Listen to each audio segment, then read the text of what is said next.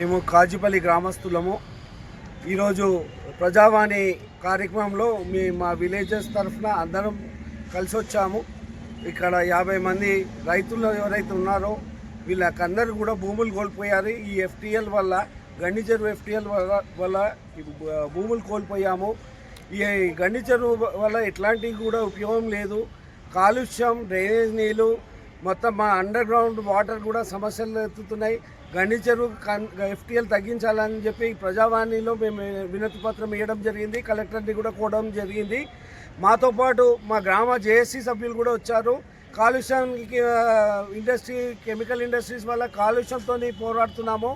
JSC వాళ్ళు ఎప్పటి నుంచో ఈ కాలుష్యం మీద కొట్లాడుతున్నప్పటికీ కూడా, ఎన్నో రిప్రజెంటేషన్స్ ఇచ్చినప్పటికీ కూడా ఎట్లాంటి మన స్పందన లేదు. మన ప్రభుత్వాల నుంచి స్పందన లేదు. దయచేసి JSC వాళ్ళు ఇచ్చిన పత్రాలకు మీరు జవాబు చెప్పాల్సిన అవసరం ఉంది. తక్షణమే చర్యలు తీసుకోవాలి, కెమికల్ పరంగా కానీ. అండ్ ఈరోజు మన ధర్మి చెరువు, గండి చెరువు విషయంలో కూడా ఈ కాలుష్యం అనేదే మెయిన్ ఎజెండా ఉన్నది. ఈ కాలుష్యం పోయినట్టయితే మా గ్రామం మొత్తం రైతుల భూములు కాపాడుకున్న వాళ్ళం అవుతాం. మా ఆరోగ్య భద్రత కూడా ఏర్పడుతుంది.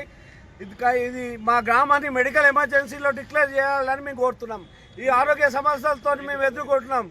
జై కాజీపల్లి, రక్షించాలి.